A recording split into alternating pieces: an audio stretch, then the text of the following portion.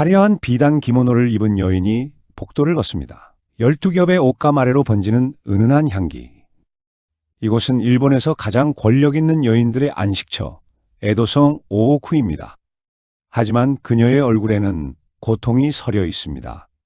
몸을 짓누르는 12겹의 비단 옷감 때문이었을까요? 아니면 누구에게도 말하지 못한 속사정 때문이었을까요? 일본에서 가장 높은 지위를 가졌으면서도 정작 한 인간으로서 누려야 할 가장 작고 소중한 자유조차 허락되지 않았던 여인들. 화려한 성벽한 여인들의 고통은 물론이고 에도의 좁은 골목길을 메웠던 서민 여성들은 과연 반쪽짜리 문 뒤에서 어떤 부끄러움을 견디며 살아갔을까요? 때로는 우아하게, 또 때로는 처절하게 이어져 온 일본 역사의 가장 은밀한 사생활. 우리가 미처 몰랐던 그 시절의 진짜 삶 속으로 그 흥미진진한 여행을 지금 바로 떠나보겠습니다. 오늘의 이야기 시작하기 전 구독과 좋아요 눌러주시고 지금 어디서 듣고 계신지 댓글로 남겨주시면 따뜻한 마음을 담아 계신 그곳에 평안과 행복이 깃들기를 응원하겠습니다. 자, 그럼 오늘의 이야기 시작하겠습니다. 1부 황금빛 감옥의 여인들, 오오쿠의 숨겨진 고통. 오오쿠의 여성들이 입는 기모노는 보통 서너 겹이었어요. 속옷부터 시작해서 속기모노, 겉기모노, 그리고 오비라는 띠까지 다 합치면 10kg은 좋게 나갔습니다. 중요한 의식 때는 더 심했죠. 주니이토에라고 하는 20kg의 정장을 입어야 했어요. 헤이안 시대부터 내려온 전통이었습니다. 12겹의 비단을 겹겹이 입고 긴 치마를 끌고 다녔죠. 20kg입니다. 성인 여성 체중의 3분의 1에 가까운 무게예요. 그걸 온몸에 걸치고 하루 종일 앉아 있어야 했습니다. 움직이기도 힘들었어요. 일어서는 것조차 시녀들의 도움이 필요했죠. 혼자서는 제대로 걸을 수도 없었습니다. 그런데 화장실은 어떻게 갔을까요? 상급 여관, 그러니까 쇼군의 정실이나 고위 측실이 화장실에 가려면 이런 과정을 거쳐야 했습니다. 먼저 시녀를 불렀습니다. 그러면 두세 명의 시녀가 왔어요. 혼자서는 할 수 없는 일이었으니까요. 시녀들이 조심스럽게 오비를 풀었습니다. 시간이 오래 걸렸어요. 급하게 풀면 천이 구겨지거나 상할 수 있었거든요. 비단은 귀했고 오비 하나의 평민가정의 1년 생활비가 들었습니다. 오비를 푼 후에도 여러 겹의 기모노를 하나씩 걷어 올려야 했습니다. 앉을 때도 도움이 필요했어요. 무거운 옷을 입고 쪼그려 앉는 건 쉽지 않았거든요. 볼일을 보는 동안 시녀들은 밖에서 대기했습니다. 끝나면 다시 불렀죠. 뒤처리는 당연히 시녀의 몫이었습니다. 당시에는 화장지가 없었어요. 종이가 귀했으니까요. 대신 와시라는 한지를 부드럽게 만들어 사용했습니다. 시녀가 조심스럽게 닦아주었어요. 그리고 깨끗한 물로 적신 천으로 한 번 더 닦았습니다. 향수를 뿌리기도 했죠. 그런 다음 다시 기모노를 입히는 과정이 시작되었습니다. 옷을 하나씩 내리고 주름을 잡고 오비를 매는데 또 10분 이상 걸렸어요.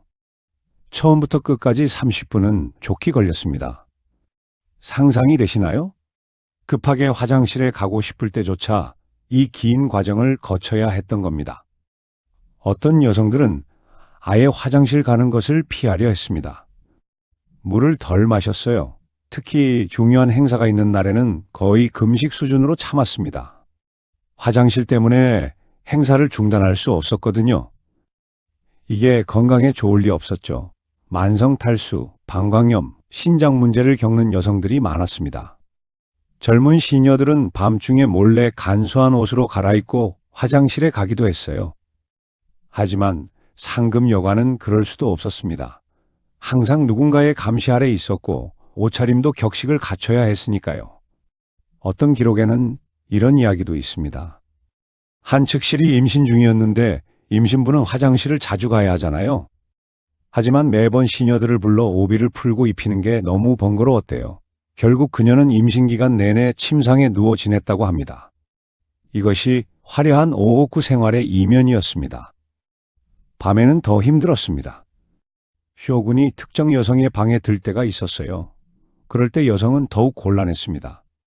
쇼군 앞에서 화장실에 가고 싶다는 말을 꺼낼 수 없었어요. 아무리 급해도 참아야 했죠.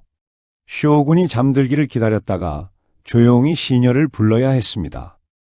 하지만 시녀를 부르는 소리에 쇼군이 깰 수도 있었어요.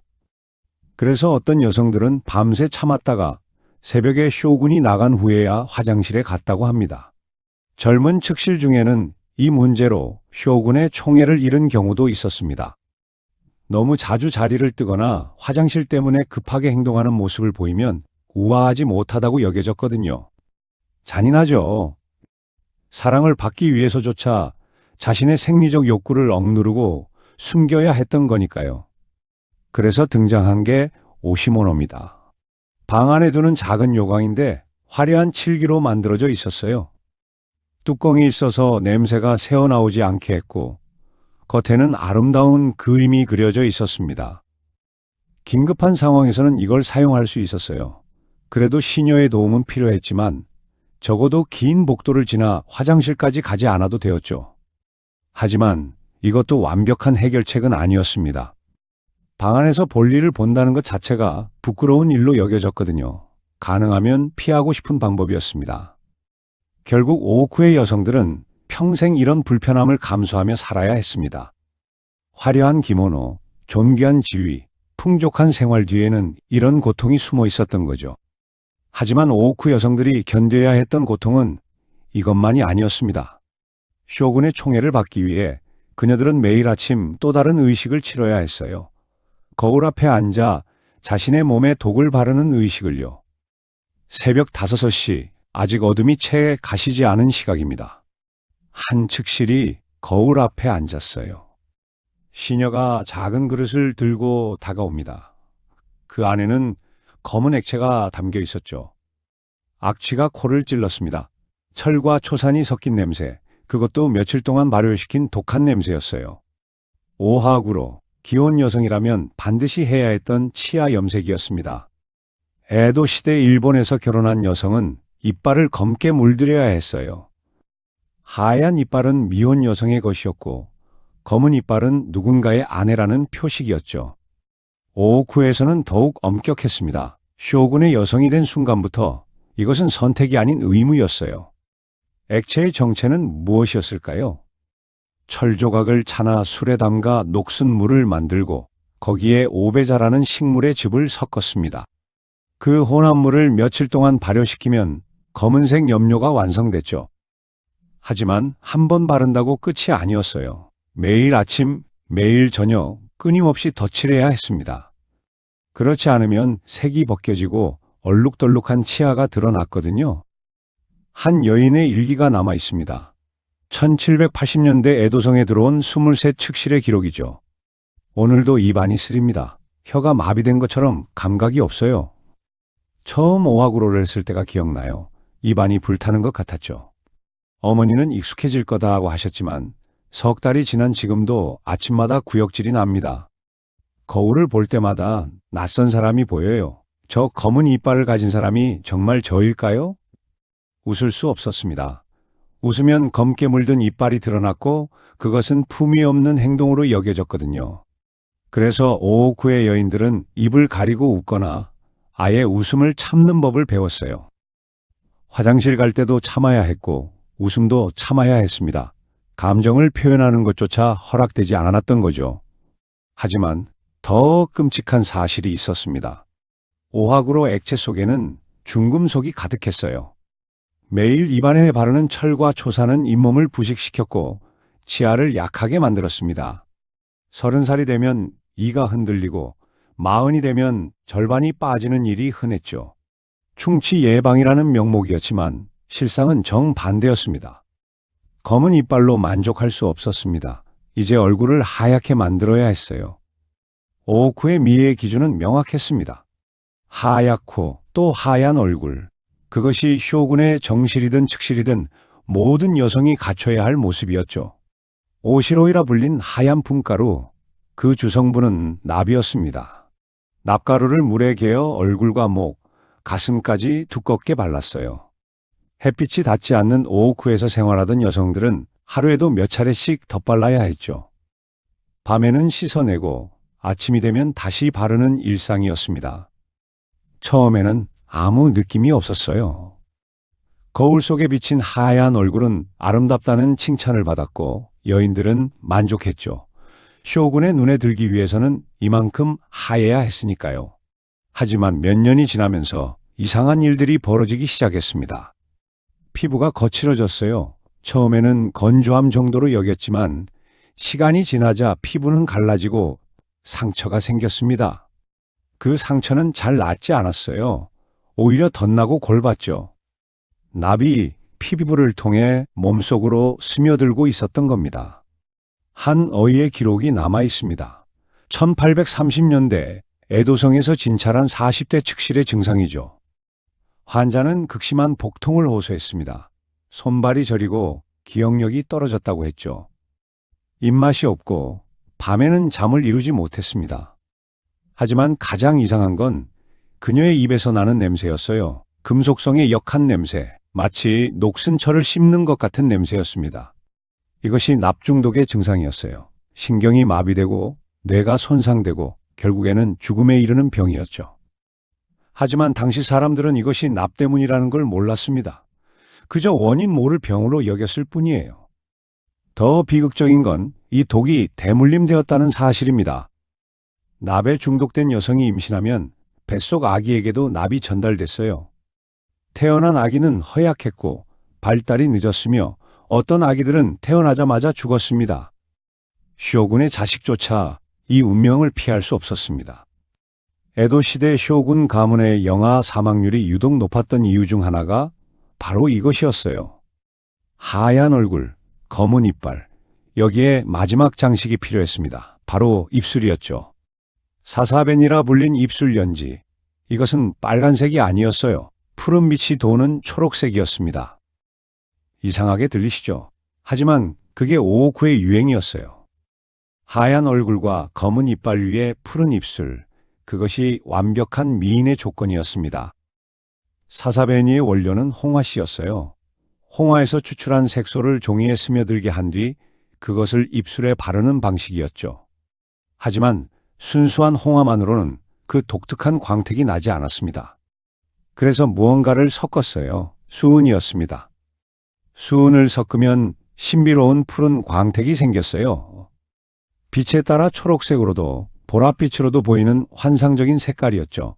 쇼군의 눈길을 끌기 위해 여인들은 앞다투어 사사베니를 발랐습니다.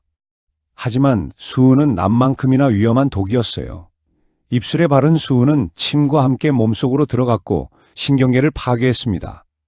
손떨림이 시작됐고 말이 어눌해졌으며 정신이 혼미해졌죠. 심한 경우 환각을 보거나 발작을 일으켰습니다. 에도성 기록에 이런 대목이 있어요. 측실 중 한 분이 요즘 이상하십니다. 자주 헛것을 보신다고 하시고 밤마다 비명을 지르십니다. 어이를 불렀지만 원인을 알 수 없다고 하더군요. 시녀들 사이에서는 저주를 받았다는 소문이 돕니다. 저주가 아니었어요. 수은 중독이었죠. 하지만 당시에는 알 수 없었습니다. 그저 불운으로 여겼을 뿐이에요.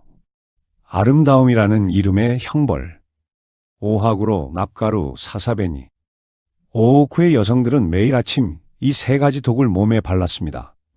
쇼군의 사랑을 받기 위해, 아름답다는 칭찬을 듣기 위해, 그리고 오오쿠에서 살아남기 위해서요.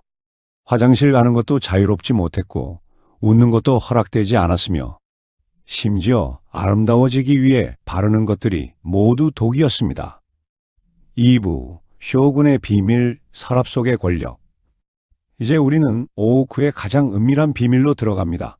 에도성 안 남자들조차 함부로 들어갈 수 없는 공간. 바로 쇼군의 화장실이었습니다. 쇼군 전용 화장실을 고요소라고 불렀습니다. 어영소, 즉 쇼군님을 위한 장소라는 뜻이죠. 이곳은 그야말로 성역이었습니다. 먼저 건축 자재부터 달랐어요. 벽과 바닥은 최고급 편백나무로 지었습니다. 편백나무는 향기가 좋고 습기에 강하죠. 습한 환경인 화장실의 완벽한 재료였습니다. 변기는 어땠을까요? 나무로 정교하게 깎아 만든 후 수십 번의 오칠을 했어요. 오칠은 방수 효과가 뛰어났고 표면이 매끄러워서 청소하기도 쉬웠습니다. 검은 오칠에 금가루로 문양까지 그려넣었으니 예술품이나 다름없었죠. 하지만 가장 놀라운 것은 따로 있었습니다. 쇼군의 변기에는 특별한 장치가 있었습니다. 바로 서랍이었어요. 변기 아래에 나무 서랍이 달려 있었습니다. 쇼군이 볼일을 보면 배설물이 그 서랍에 떨어졌죠. 볼일이 끝나면 전담 시녀가 조심스럽게 그 서랍을 빼냈습니다. 왜 그랬을까요? 쇼군의 건강을 확인하기 위해서였습니다. 서랍은 곧바로 어이에게 전달되었어요. 어이는 배설물의 색깔, 냄새, 농도를 꼼꼼히 관찰했습니다. 혈액이 섞여 있는지, 기생충 알은 없는지, 소화 상태는 어떤지 확인했죠. 쇼군의 생명은 곧 막부의 안정이었습니다. 건강에 조금이라도 문제가 생기면 큰 정치적 파장이 일어날 수 있었어요. 그래서 이렇게까지 철저하게 관리한 겁니다. 어이는 매일 아침 쇼군의 건강 보고서를 작성했습니다. 그 보고서에는 전날 먹은 음식과 배설물의 상태가 자세히 적혀 있었어요. 문제가 있으면 즉시 식단을 조정했습니다. 현대의 건강검진보다 더 철저했다고 해도 과언이 아니죠. 50이 가장 낮지만 가장 가까운 자리. 이 서랍을 다루는 시녀를 50이라고 불렀습니다. 15, 16살의 소녀가 처음 오후구에 들어옵니다. 집안이 어려워서 혹은 부모가 출세를 바라며 딸을 보낸 거죠. 화려한 궁중 생활을 꿈꾸며 들어왔을 겁니다. 그런데 그녀에게 주어진 첫 임무가 50이었다면 어떤 기분이었을까요? 처음에는 당연히 충격이었겠죠. 눈물을 흘렸을지도 모릅니다. 오후쿠에는 엄격한 위계 질서가 있었고 아래 시녀들은 위의 명령에 절대 복종해야 했습니다. 그녀들은 새벽같이 일어나 대기했습니다. 쇼군이 볼일을 보는 시간을 예측할 수 없었으니까요. 언제든 부름을 받으면 달려가야 했죠. 볼일이 끝나면 종이 울렸습니다. 그러면 52가 조용히 들어가 서랍을 빼냈어요. 최대한 소리를 내지 않으려 애썼습니다. 쇼군의 기분을 상하게 하면 안 되니까요. 서랍을 들고 복도를 지나 어이의 방으로 향합니다. 그 길은 멀게만 느껴졌을 겁니다. 복도에서 다른 시녀들을 마주치기도 했죠. 그들의 눈빛에는 동정과 경멸이 섞여 있었습니다. 어이에게 서랍을 건넨 후 빈 서랍을 받아 다시 화장실로 돌아갑니다. 서랍을 깨끗이 씻어 원래 자리에 넣어두어야 했어요. 다음을 위해서요. 하루에 몇 번씩이나 이 일을 반복했습니다. 하지만 놀라운 것은 이 자리가 결코 천한 자리가 아니었다는 겁니다. 오히려 52는 쇼군과 가장 가까운 자리 중 하나였어요. 쇼군의 가장 은밀한 비밀을 아는 사람이었으니까요. 쇼군이 아프면 가장 먼저 아는 사람이 50이었습니다. 배설물에 혈액이 섞이거나 색깔이 이상하거나 냄새가 평소와 다르면 곧바로 보고했죠. 이 정보는 때로 정치적으로 중요했습니다. 쇼군의 건강 상태에 따라 권력 구도가 바뀔 수 있었거든요. 52가 입을 잘못 놀리면 오오쿠 전체가 뒤집힐 수도 있었습니다. 그래서 52는 절대적인 신뢰를 받는 시녀만 할 수 있었어요. 몇 년간 다른 일을 하며 검증을 받은 후에야 이 자리에 오를 수 있었습니다. 그리고 50일을 잘 해낸 시녀는 승진했습니다. 더 높은 지위의 시녀가 되거나 쇼군의 측근이 되기도 했어요. 역설적이죠? 가장 천한 일처럼 보이는 것이 사실은 가장 중요한 일이었다니. 3부, 에도의 서민 여성들, 반쪽 문 앞의 부끄러움. 오후쿠의 화려함을 벗어나 이제 서민들의 삶 속으로 들어가 보겠습니다. 에도는 당시 세계에서 가장 큰 도시 중 하나였습니다. 100만 명이 넘는 인구가 살았죠. 그 많은 사람들은 어떻게 화장실 문제를 해결했을까요? 에도의 서민 대부분은 나아야에서 살았습니다. 긴 집이란 뜻인데 우리로 치면 연립주택 같은 거죠. 한 채의 긴 건물을 여러 칸으로 나눠서 각 가구가 한 칸씩 사용했어요. 방 크기는 4평 반 정도.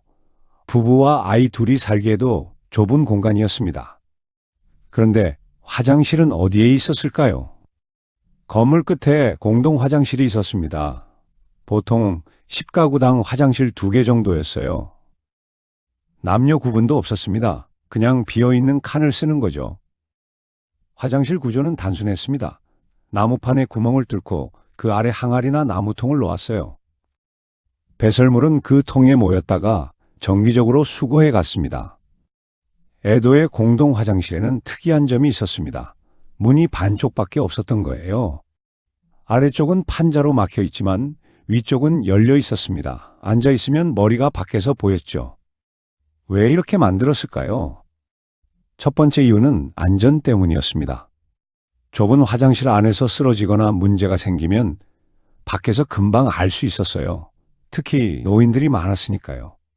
두 번째는 누가 사용 중인지 확인하기 위해서였습니다. 문이 닫혀 있어도 머리를 보면 누군지 알 수 있었죠. 아, 우메키치가 쓰고 있구나 하고 말이에요. 세 번째는 환기였습니다. 열려있는 위쪽으로 공기가 통했어요. 그래도 냄새는 지독했지만요. 하지만 이게 여성들에게는 큰 문제였습니다. 머리가 보인다는 건 곧 얼굴이 보인다는 뜻이었습니다. 볼일을 보는 동안 지나가는 사람들과 눈이 마주쳤어요. 남자들은 개의치 않았습니다. 오, 하치로야, 나 좀 기다려 하고 화장실 안에서 대화를 나누기도 했죠. 하지만 여성들은 달랐습니다. 부끄러워했어요. 특히 젊은 여성들은 화장실 가는 것 자체를 꺼렸습니다. 그래서 여성들은 무리를 지어 화장실에 갔습니다. 한 명이 볼일을 보는 동안 다른 여성들이 화장실 앞에서 지켰어요. 남자들이 가까이 오지 못하게 막았죠. 밤에는 더 조심해야 했습니다. 어두운 화장실 주변에 좋지 않은 의도를 가진 남자들이 숨어 있기도 했거든요. 어떤 나가야에서는 아예 화장실 사용 시간을 정해놓기도 했습니다. 새벽에는 남자들, 아침에는 여성들, 이런 식으로요. 하지만 급할 때는 어쩔 수 없었죠. 에도의 아침은 화장실 전쟁이었습니다.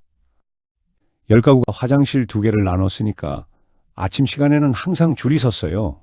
특히 남자들이 일 나가기 전 시간에는 더 심했습니다. 급한 사람 먼저. 하지만 모두가 급했습니다. 다리를 꼬고 기다리는 사람들, 어떤 이는 벽에 기대 식은땀을 흘렸죠. 안에 있는 사람에게 재촉하기도 했습니다. 야, 지로, 너무 오래 있는 거 아니야? 하지만 급할수록 잘 안 나오는 게 사람 몸이죠. 결국 참다 못한 사람은 근처 절이나 신사로 뛰어갔습니다. 그곳에도 화장실이 있었거든요.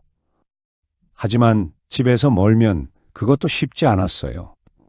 어린아이들은 어떻게 했냐고요? 그냥 밖에서 해결했습니다. 골목 구석이나 강가에서요. 당시에는 그게 이상한 일이 아니었습니다. 에도 시대의 종이는 귀했습니다. 특히 서민들에게는 더욱 그랬죠. 화장지 같은 건 꿈도 꿀 수 없었습니다. 그렇다면 뭘로 닦았을까요? 나뭇잎이나 짚을 사용했어요. 부드러운 나뭇잎을 물에 적셔서 썼습니다. 겨울에는 나뭇잎을 구하기 힘드니까 짚을 부드럽게 만들어 사용했죠. 조금 여유가 있는 가정에서는 헝겊을 사용했습니다. 낡은 옷을 작게 잘라서 화장실에 쌓아두었어요. 쓰고 나면 빨아서 다시 사용했습니다. 종이를 쓸 수 있는 건 부유한 집뿐이었어요. 그것도 새 종이가 아니라 이미 쓴 종이었습니다. 에도에는 독특한 재활용 문화가 있었습니다. 상인들이나 관청에서 쓴 문서들, 잘못 쓴 편지나 장부들을 모았어요. 이런 종이를 다시 물에 불려 죽을 만들었습니다. 그리고 다시 종이로 뜨는 거죠. 이렇게 만든 재생지를 아사쿠사감이라고 불렀습니다. 아사쿠사 지역에서 많이 만들어서 붙은 이름이에요. 품질은 좋지 않았습니다. 거칠었고 색도 고르지 않았죠. 하지만 싸고 구하기 쉬웠어요. 서민들은 이 종이로 다양한 일을 했습니다. 물건을 포장하거나 메모를 하거나 그리고 화장실에서도 사용했습니다. 일주일에 한두 번 인분 수거꾼이 왔습니다. 그들은 큰 통을 등에 지고 나가야를 돌았어요. 화장실 아래의 통을 꺼내 자신의 큰 통에 부었습니다. 냄새가 지독했죠. 하지만 이들은 자부심을 가지고 일했습니다. 인분은 돈이 되는 물건이었으니까요. 농민들에게 팔면 꽤 괜찮은 수입이 되었어요. 나가야 주민들도 협조적이었습니다. 인분 수거꾼이 오면 감사의 인사를 했어요. 그들이 안 오면 화장실이 넘쳐서 큰일이 날 테니까요. 에도의 서민 여성들은 이렇게 오오쿠의 여인들과는 다른, 하지만 또 다른 방식의 불편함을 견디며 살아갔습니다. 사부, 영웅들의 은밀한 안식처. 이제 우리는 에도 시대의 전설적인 인물들로 눈을 돌려봅니다. 그들은 전쟁터에서는 용맹했고 정치에서는 지혜로웠지만 화장실에서만큼은 평범한 인간이었습니다. 다케다 신겐의 고시야마. 전국시대 최강의 군단을 이끌었던 다케다 신겐. 그의 성에는 특별한 공간이 있었습니다. 고시야마 갑주의 산이라는 뜻인데 사실은 화장실의 은어였어요. 그런데 그냥 화장실이 아니었습니다. 3평 크기의 제법 넓은 공간이었죠.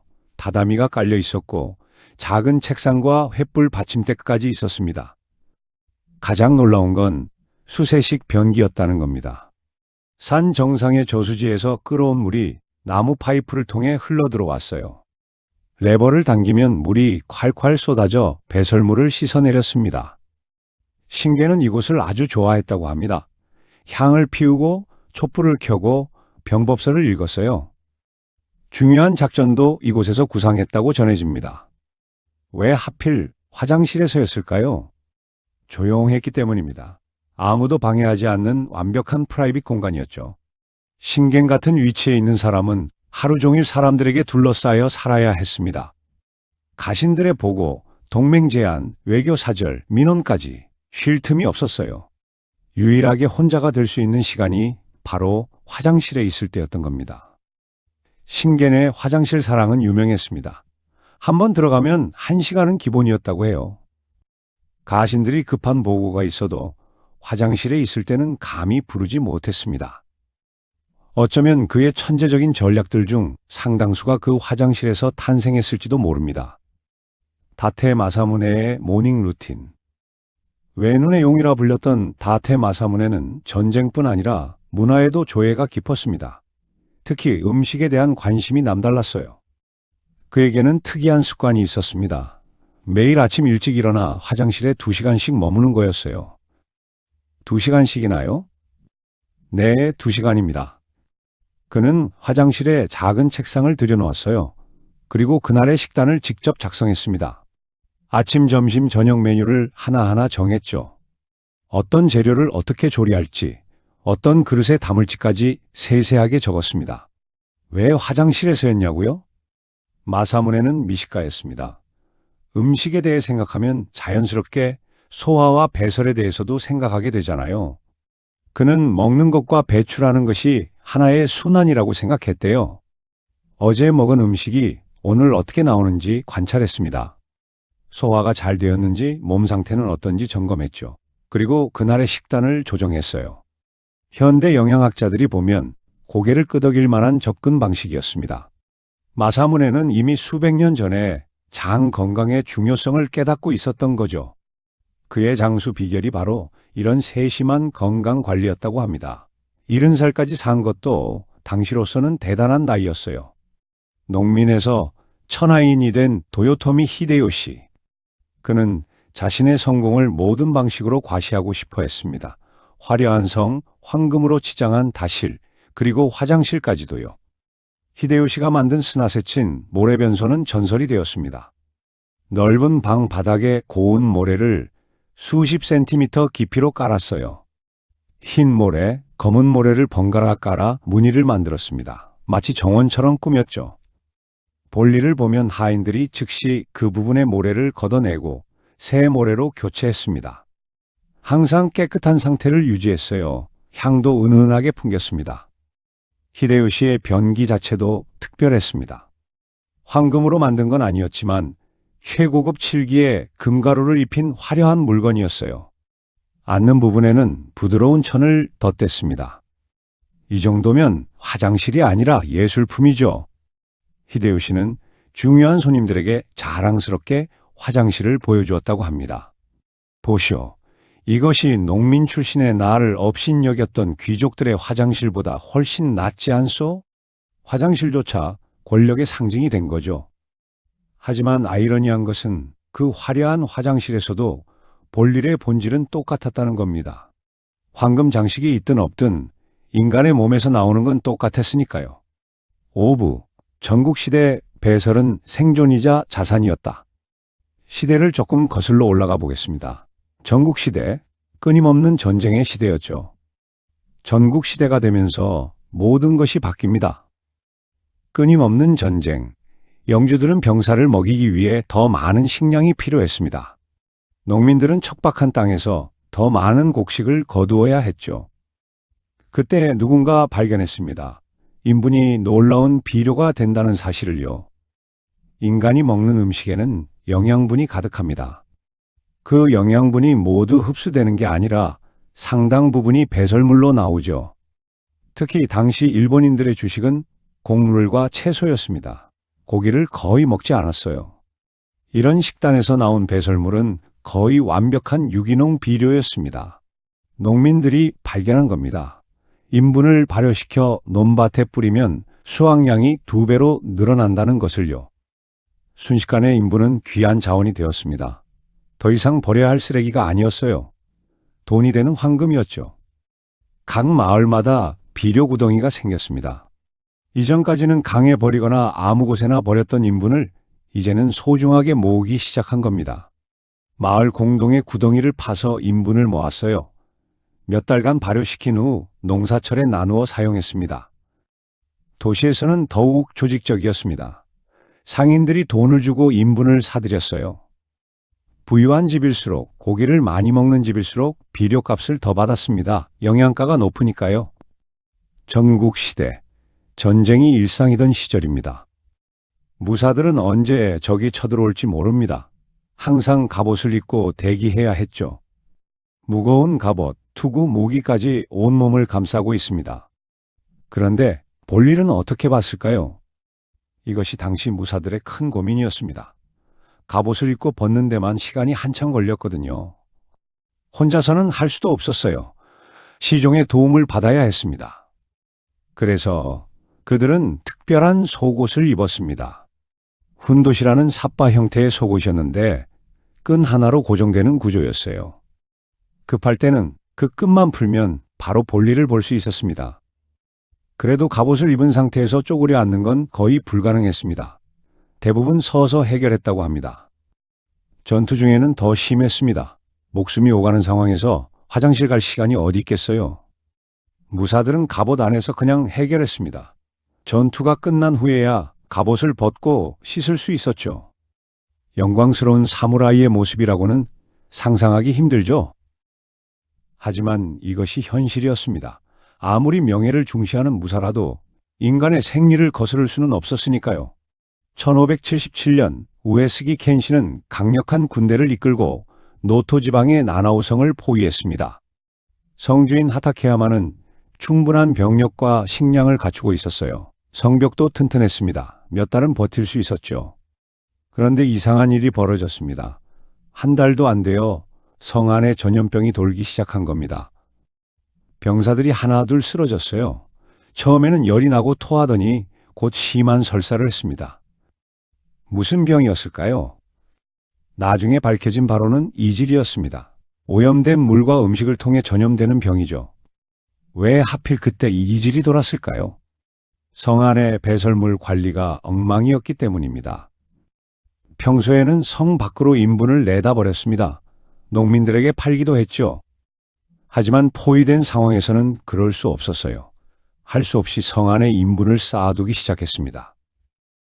여름이었습니다. 무더운 날씨에 쌓인 인분에서 파리가 들끓었어요. 그 파리들이 부엌으로 날아갔고 음식이 오염되었습니다. 우물도 오염되었죠.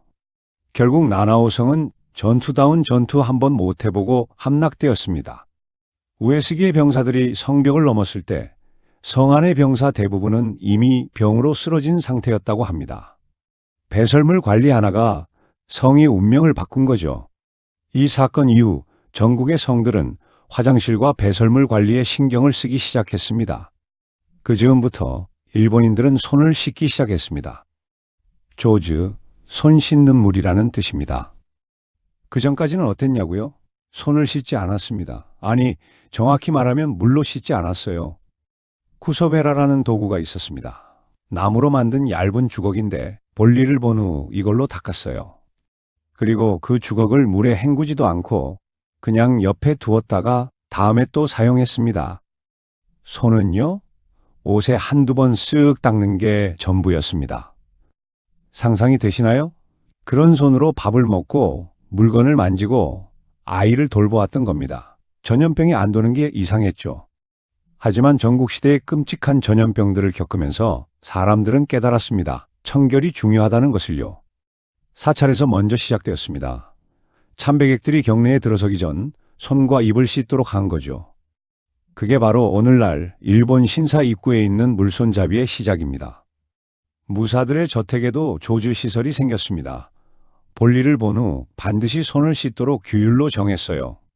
천천히, 아주 천천히였지만 일본 사회의 위생관념이 자리 잡기 시작했습니다. 육부, 고대로의 여행, 화려함의 기원. 이제 우리는 시간을 더 거슬러 올라갑니다. 에도보다 훨씬 이전, 일본 문화의 황금기였던 헤이안 시대로요. 이야기는 고대 일본으로 거슬러 올라갑니다. 아스카 시대, 나라 시대의 사람들은 어떻게 볼일을 봤을까요? 그들은 강물 위에 나무 틀을 걸쳐 놓았습니다. 이름하여 가와야, 글자 그대로 강이 집이라는 뜻입니다. 강가에 나무로 틀을 만들어 구멍을 뚫고 그 위에 앉으면 배설물이 그대로 강물에 떨어지는 구조였죠. 원시적이라고요? 하지만 당시로서는 꽤나 위생적인 방법이었습니다. 배설물이 강물에 떠내려가니 악취도 덜했고 파리나 벌레가 꼬일 걱정도 적었으니까요. 그런데 놀라운 사실이 있습니다. 나라 시대에는 이미 수세식 변기가 있었다는 겁니다. 나라의 헤이조궁 유적에서 발견된 화장실은 물을 흘려보내는 구조로 되어 있었습니다. 1000년도 더 전에 말이죠. 그렇다면 왜 후대로 가면서 오히려 기술이 퇴보한 걸까요? 헤이안 시대가 되면서 일본은 급격한 변화를 맞이합니다. 교토로 천도하면서 인구가 폭발적으로 증가한 거죠. 귀족들의 대저택이 즐비하게 들어서고 상인들이 모여들었습니다. 문제는 수세식을 유지할 만큼 충분한 물이 없었다는 겁니다. 교토는 강가가 아니었거든요. 결국 사람들은 실내에서 쓸 수 있는 요강으로 돌아가야 했습니다. 히바코, 불상자라는 뜻의 이 요강은 나무로 만든 상자 안에 재를 깔아두는 구조였습니다. 볼일을 보면 재가 냄새를 어느 정도 잡아주긴 했지만 그건 어디까지나 어느 정도였을 뿐입니다. 귀족 저택마다 이 요강에서 나오는 악취가 진동했습니다. 시녀들이 매일 아침 요강을 비우러 나가야 했고 그 내용물을 모아두는 장소가 따로 있었죠. 상상이 되시나요? 여름의 교토 습하고 더운 날씨에 수백 채의 귀족 저택에서 피어오르는 그 냄새를요. 오늘날 교토의 중심가에는 니시키코지라는 화려한 상점가가 있습니다. 전통 음식과 공예품을 파는 고급 상점들이 즐비한 곳이죠. 관광객들이 가장 많이 찾는 명소 중 하나입니다. 그런데 이 거리의 옛 이름을 아시나요? 쿠소노코지, 똥골목입니다. 헤이안 시대 이곳은 각 가정에서 모은 배설물을 버리는 장소였습니다. 좁은 골목에 인분이 쌓였고 여름이면 악취가 하늘을 찔렀죠. 지나가는 사람들은 코를 막고 뛰어서 지나가야 했습니다. 그런데 왜 하필 상업 중심지에 그런 곳을 만들었을까요? 답은 간단합니다. 당시에는 그것이 자연스러운 일이었으니까요. 귀족들의 저택 뒤편, 사찰의 구석진 곳, 상점가의 뒷골목, 어디든 인분을 버리는 장소가 있었습니다. 그게 도시의 일상이었던 거죠. 하지만 귀족들이 그냥 악취를 참고 살았을까요? 아닙니다. 그들은 다른 방법을 찾아냈습니다. 향입니다. 일본의 향 문화가 본격적으로 발달한 것이 바로 이 시기입니다. 우연이 아니에요. 악취를 가리기 위한 절실한 필요에서 탄생한 문화였던 겁니다. 귀족들은 의복에 향을 배게 했습니다. 방 안 곳곳에 향로를 두었죠. 외출할 때도 향주머니를 차고 다녔습니다. 누가 지나가면 그 향으로 누구인지 알 수 있을 정도였다고 합니다. 헤이안 시대 문학의 걸작 겐지 모노가타리를 보세요. 주인공 히카루 겐지는 그 향기로 유명했죠. 그가 지나간 자리에는 향기가 남았다고 합니다. 낭만적이라고요? 하지만 그 이면을 생각해 보세요. 그토록 강한 향을 피워야 했던 이유가 무엇이었을까요? 바로 그보다 더 강한 악취가 있었기 때문입니다. 기모노를 입은 귀부인이 우아하게 걸어갑니다. 12겹의 비단에서 은은한 향이 풍깁니다. 하지만 그녀의 저택 뒤편에는 시녀가 히바코를 들고 쿠소노코지로 향하고 있었습니다. 이것이 화려한 헤이안 문화의 진실이었습니다. 7부 지혜와 전략, 다이묘의 똥을 사수하라. 이제 우리는 에도 시대의 가장 흥미로운 이야기로 들어갑니다. 산킨코타이, 즉 참근 교대와 관련된 이야기입니다. 에도 막부는 전국의 다이묘들을 통제하기 위해 교묘한 제도를 만들었습니다. 각 지방의 영주들은 1년 중 절반은 자신의 영지에서, 나머지 절반은 에도에서 살아야 했어요. 에도에 올 때는 가족을 데려와야 했고요. 사실상 인질이었죠. 문제는 이동하는 과정이었습니다. 다이묘는 혼자 오지 않았어요. 수백 명, 때로는 수천 명의 가신과 하인을 데리고 왔습니다. 상상해 보세요. 3천 명의 행렬이 에도로 향합니다. 먼 지방에서 오려면 한 달 이상 걸렸어요. 그 기간 동안 3천 명이 매일 볼일을 봤겠죠. 어느 해 봄, 한 농민이 발견했습니다. 다이묘 행렬이 지나간 길가의 풀이 유독 무성하게 자라는 걸요. 곰곰이 생각해보니 행렬이 쉬어간 자리마다 배설물이 있었던 거예요. 이거다. 그는 다른 농민들에게 알렸습니다. 다이묘 행렬이 지나가는 길목에 화장실을 만들자고요. 간단한 구조였습니다. 나무로 칸막이를 만들고 바닥에 큰 구덩이를 팠어요.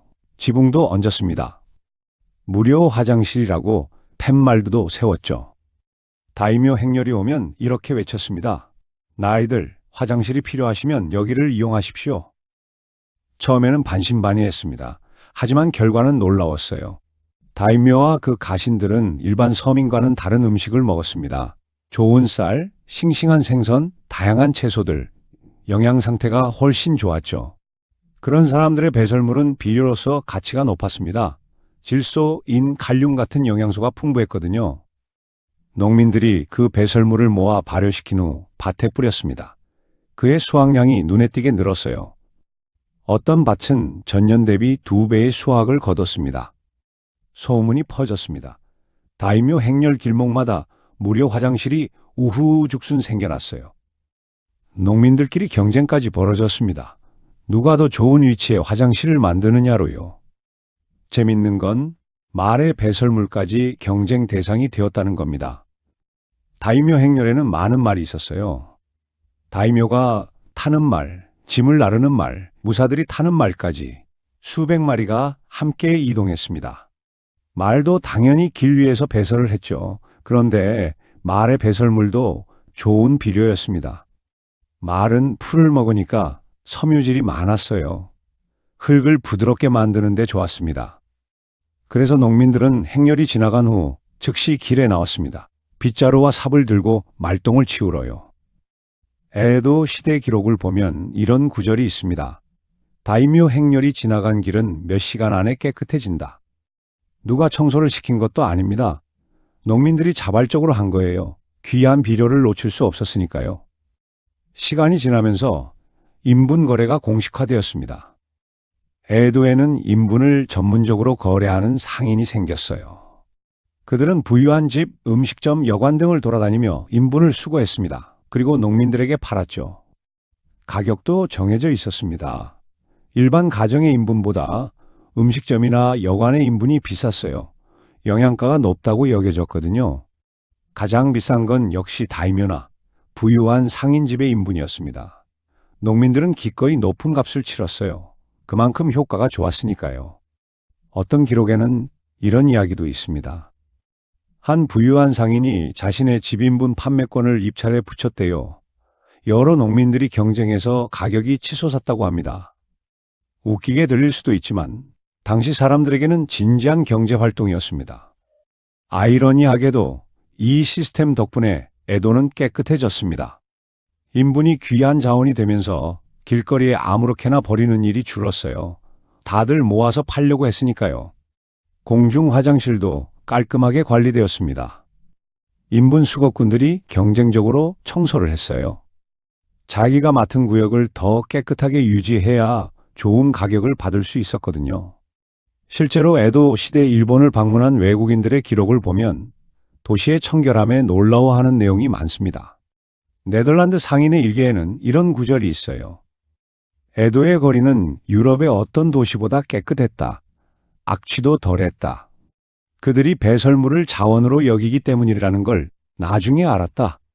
경제적 가치가 환경 보호로 이어진 훌륭한 사례였습니다.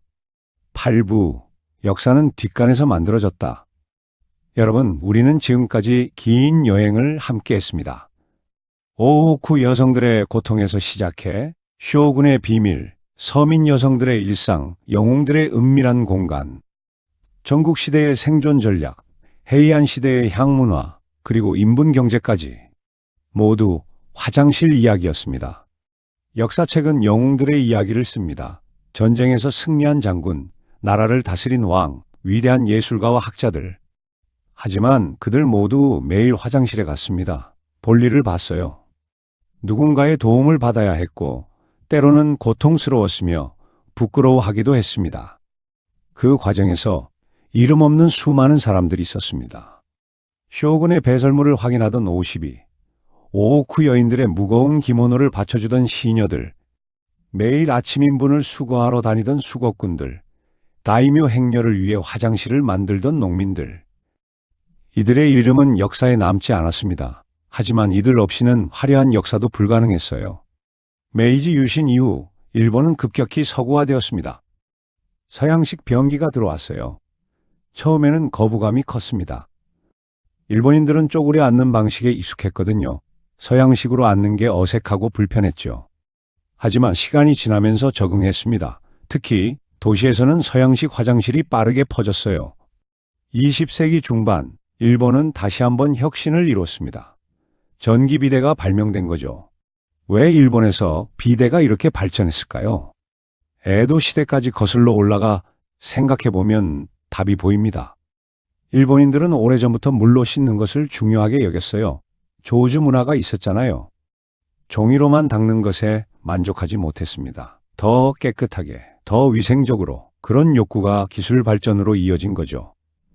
오늘날 일본의 화장실은 세계 최고 수준입니다.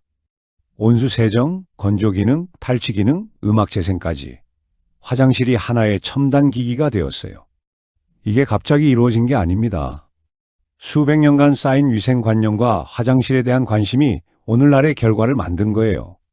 여러분, 오늘 아침 화장실에 가셨을 때를 떠올려 보세요. 따뜻한 물이 나오는 비데, 부드러운 화장지, 조용한 공간, 환풍기가 돌아가는 소리, 청결한 변기. 혼자 갈 수 있죠. 급하면 바로 갈 수 있고요. 30분씩 기다릴 필요도 없습니다. 시녀를 불러 옷을 벗겨달라고 할 필요도 없어요. 이 모든 게 당연하게 느껴지시나요? 하지만 에도 시대 오호쿠의 여인들에게 이것은 꿈도 꿀 수 없는 자유였습니다. 그녀들은 일본에서 가장 높은 곳에 있었습니다.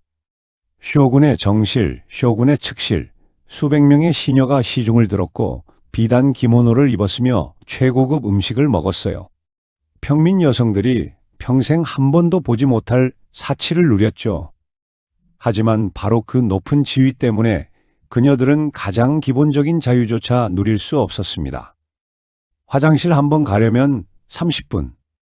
웃고 싶어도 검은 이빨 때문에 참아야 했고, 매일 아침 독을 몸에 발라야 했으며, 밤새 쇼군 앞에서 생리적 욕구를 숨겨야 했습니다.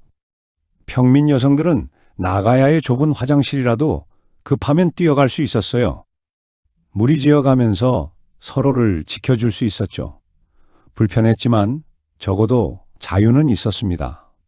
하지만 오호쿠의 여인들은 그런 자유조차 없었어요. 권력의 중심에 있었지만 정작 자신의 몸조차 마음대로 할 수 없었던 겁니다. 오늘 우리가 오호쿠 여성들의 이야기를 통해 배운 것은 무엇일까요? 첫째, 지위가 곧 자유는 아니라는 것입니다.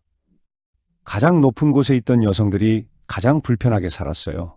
화려함 뒤에 숨겨진 고통을 우리는 잊지 말아야 합니다. 둘째, 아름다움의 기준은 누가 만드느냐는 것입니다. 오하구로, 납화장, 푸른 입술, 그 모든 것이 여성 자신을 위한 게 아니었어요. 타인의 시선, 권력자의 취향을 위한 것이었죠. 셋째, 당연한 일상이 얼마나 소중한지입니다. 우리는 지금 오호쿠 여성들이 평생 꿈꿨을 자유를 누리고 있어요. 원할 때 화장실에 갈 수 있고 마음껏 웃을 수 있으며 독을 바르지 않아도 됩니다. 여러분, 긴 시간 함께 해주셔서 감사합니다. 오늘 우리는 오오쿠라는 황금빛 감옥을 들여다보았습니다. 가장 화려한 곳에 가장 어두운 이면을, 가장 높은 곳에 가장 깊은 고통을 보았죠. 화장실 한 번 가는데 30분씩 걸렸던 여인들, 웃음도 감정도 숨겨야 했던 여인들, 매일 아침 독을 바르며 아름다워지려 했던 여인들. 그녀들의 이름은 대부분 역사에 남지 않았습니다. 하지만 그들이 견뎌낸 고통은 우리에게 큰 교훈을 남겼어요. 다음에 화장실에 가실 때 잠시 생각해 보세요. 혼자 갈 수 있다는 것, 급할 때 바로 갈 수 있다는 것, 아무도 내 몸을 통제하지 않는다는 것. 이 모든 게 얼마나 큰 자유인지를요. 그리고 거울 앞에 설 때도 생각해 보세요. 독을 바르지 않아도 된다는 것, 마음껏 웃어도 된다는 것, 나 자신을 위해 꾸밀 수 있다는 것. 오오쿠의 여인들은 평생 이런 자유를 누리지 못했습니다. 하지만 우리는 지금 누리고 있어요. 가장 높은 곳에 있었기에 가장 비참했던 그 여인들을 기억하며 우리가 누리는 이 평범한 일상에 감사하는 하루가 되시길 바랍니다. 역사는 화려한 궁전에서만 만들어지는 게 아니었습니다. 조용한 화장실 한 칸에서도, 거울 앞에서도, 견디고 또 견뎌야 했던 여인들의 삶 속에서도 역사는 흘렀습니다. 여러분의 오늘이 그 긴 역사의 끝에서 누리는 자유로운 하루이길 바랍니다. 다음에 더 좋은 이야기로 다시 찾아뵙겠습니다. 감사합니다.